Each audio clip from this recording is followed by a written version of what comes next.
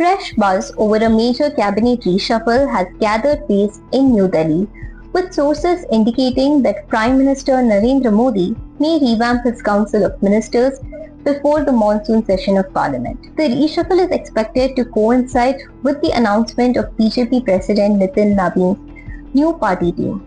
Several ministers could be shifted to organizational roles, while party office bearers may be inducted into the union cabinet. Portfolio changes are also said to be under consideration. Sources suggested that Education Minister Dharmendra Pradhan's position remains under scrutiny following recent controversies linked to his ministry, including the NEET paper leak and issues related to the CBSE digital marking system. Political and regional considerations are also expected to play a key role. More representation from Uttar Pradesh, Uttarakhand and Punjab may be included ahead of next year's assembly elections. Some MPs from West Bengal are also reportedly being considered after the BJP's strong electoral performance in the state. The BJP is also likely to follow its one-man, one-post policy.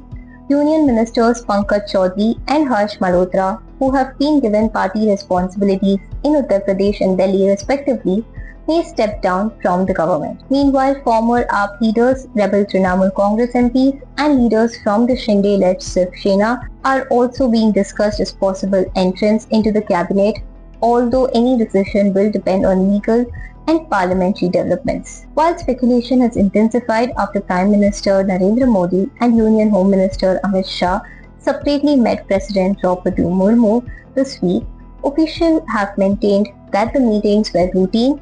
No official announcement has been made so far.